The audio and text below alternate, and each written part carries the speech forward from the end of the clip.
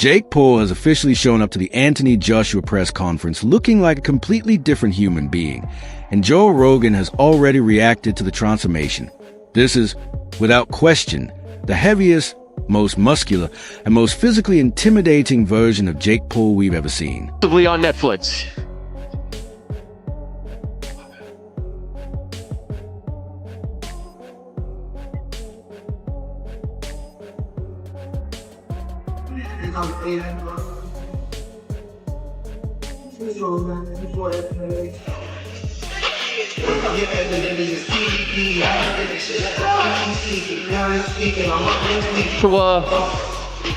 Against the man who dares to dream bigger than them all, the one and only Jake Paul.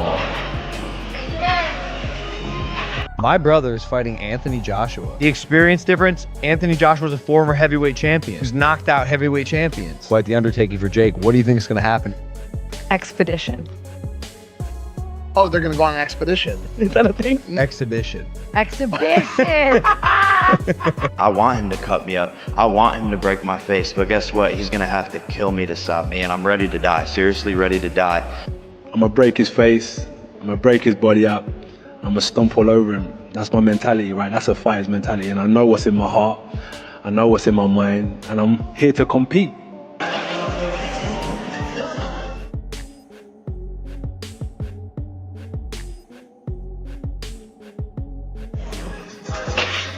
Are you still being trained by Ben Davison, Lee Wiley? Will Ben be in your corner on the 19th of December? So no, I won't be trained by Ben Davison. I said that London's a bit distracting for me. So I was invited to train with Team Usyk. So I've been in Spain. We've been doing some good training out in Spain. And I think he's one of the best in the world. Not I think, he is one of the best in the world. And it's not all down to him, it's also down to his team that's around him. So I linked up with them and getting an insight to how someone who's achieved so much has been phenomenal, man. It's been a great experience and it's very challenging. Wow, I did not know that. So who will be your head trainer on the night? Igor. Okay, and how long have you been with them? A couple months now. Couple months? Yeah. In the darkness, in secret? No, it's not a secret. Are you sparring with Usyk? No, I don't spar with Usyk. Usyk's, he's training somewhere else at the minute, but he's been in camp, but he's in and out of camp. Okay. So right now he's training somewhere else. Jake, what do you make of these changes? This is some breaking news. Yeah, no, I mean, it's great. I mean, obviously, he's training with the best in the world. He is one of the best heavyweights in the world. We expect nothing less. It's great. And I want the best version of Anthony Joshua on December 19th. And it's going to be the best version of Jake Paul that you've seen, and we'll see who's better. And with the AJ fight only weeks away, the timing could not be more dramatic. Rogan immediately pointed out that Jake Paul is taking this fight far more seriously than anyone expected. He isn't just adding a few pounds. Jake is bulking like a true heavyweight. His shoulders look wider. His traps are exploding. His entire frame looks thicker and more mature, and is carrying himself like a man who knows is about to stand across from one of the most dangerous punches of the modern era. He beat Wally, and he beat him convincingly. Yes. And that's all he can do. And I think that he should take the praise from that and build from it, but he shouldn't want the criticism to stop, because I think it fuels him. I'm one with you, and I said that to Joshua in one of the interviews that I've done with him. I said to him, listen, like you, I knew he was very angry with TalkSport and the criticism he was getting from TalkSport, etc. And I had that conversation with him and said, listen, Josh, you should be feeding off that. That's what good fighters do. You feed off that. Go and prove them wrong. Like, that's where your fuel should be coming from. And, you know, I think to a certain extent, he's sort of done that. I said, look, you're like, if people are talking about you, it's a good thing, because that means that, you know, you're doing something right. What would you do differently if you could do the Anthony Joshua fight again? That's the problem.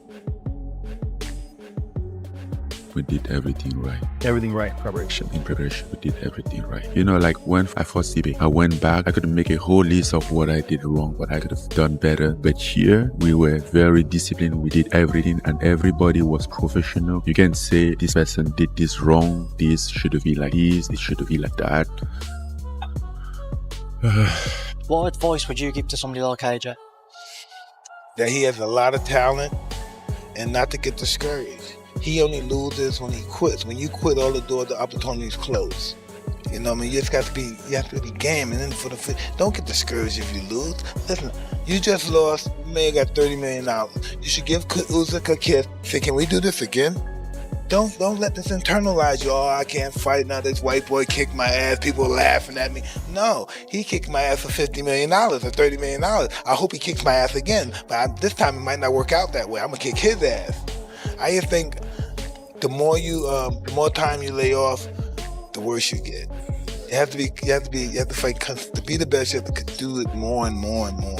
He wasn't ready for Anthony Joshua because Anthony Joshua was a different thing. Yeah. Like it's just, he's got more one-shot knockout It was power. bad game He took it plan more as well, seriously though. too. I know he likes to switch him, but again, like, this is where the boxing is. If you don't have that kind of intellect in the boxing, that footwork and foot positioning is, put your foot on one side, you're gonna get killed. You put your foot on the other side, you're safe. You can kind of manage the power and see the punches coming. But he kept switching stances, but just leaving himself in just the wrong positions. Yeah, he wasn't ready. Wasn't for ready. A guy like Joshua. Wasn't ready. There was a lot of hype off the Fury fight. Also, Joshua got to watch him box in the Fury fight, see some patterns. Fury, I think, probably took him lightly. Yes, I think so. He's one of the greatest of all time. This guy's never had a boxing match. At the beginning of the fight, he's like, time to go to school. Like, oh, really? Jake Paul is training like he's preparing for war. But with that new size comes the exact question Joe Rogan always asks. What does this do to Jake Paul's boxing ability? Because adding that much mass changes everything. Your footwork slows. Your cardio becomes a bigger battle. Your gas tank gets tested in ways you've never experienced. And Jake Paul has never fought anywhere near this weight. He's stepping into completely uncharted territory. Rogan broke it down perfectly. The extra muscle could give Jake more knockout power than ever before. Jake already had real pop in that right hand. But now, with an extra 20 to 30 pounds of mass behind those punches. And number-wise, the biggest fight in boxing history. Ever. The biggest viewed fight in boxing history ever. And there's been some great fights over time. That is insane, isn't it? And the highest paid fighters as well. What Jake Paul, they're an estimated £170 million split between these two. But Jake Paul, is he really that deluded that he thinks he's going to go in there and beat Anthony Joshua? Do you think he thinks he can do it, Simon? I don't know what he's not short in confidence. I don't know what he thinks, but what he does do is he markets himself in the space that he operates in. I don't get this Jake Paul or Logan Paul phenomenon, but I'm not the audience. It doesn't matter what I get.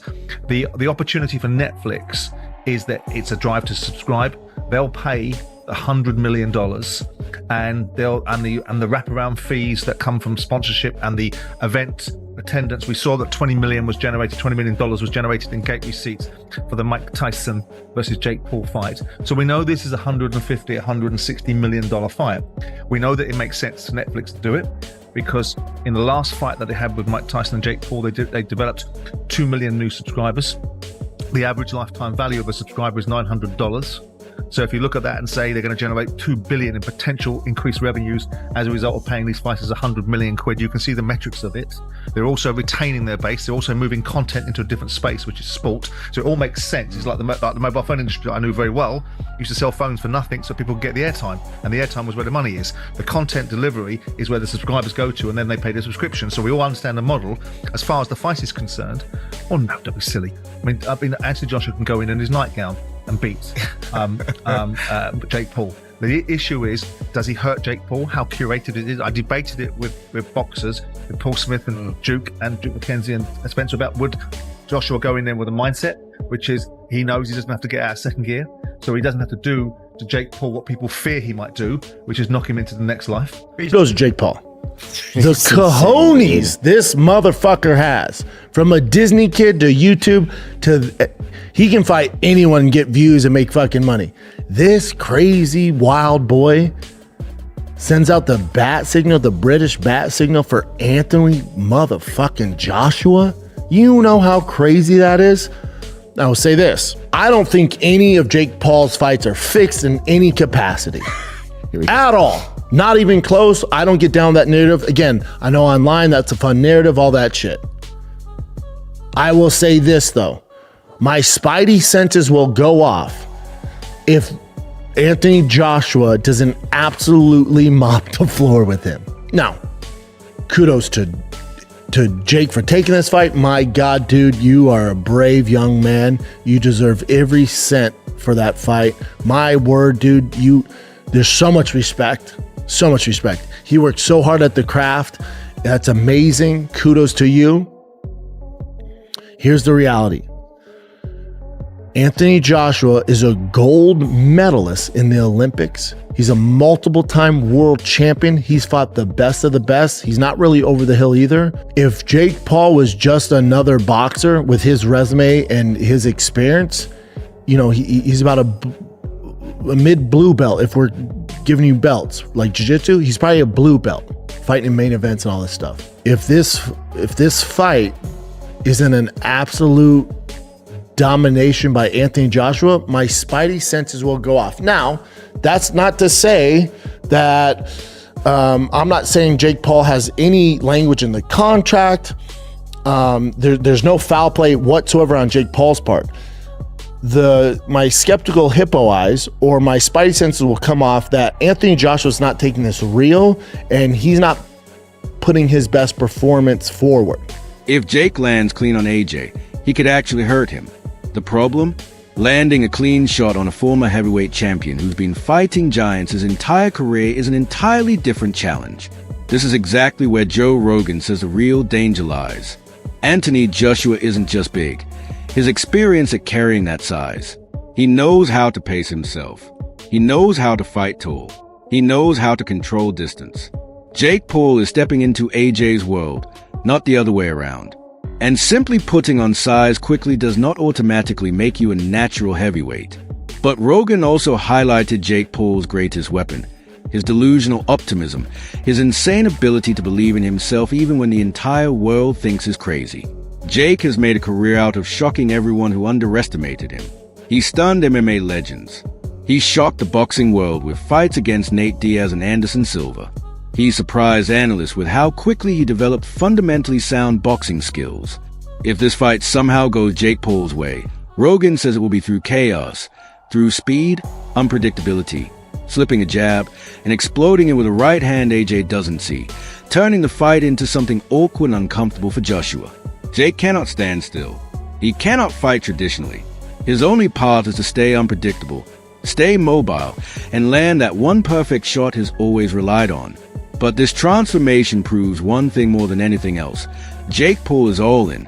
He is committing his entire body, mind, and spirit to this fight. And whether fans love him or hate him, nobody can deny it. Jake Paul is stepping into the biggest risk of his career without a hint of hesitation. Rogan said it best. Jake Paul might be crazy, but is the kind of crazy that changes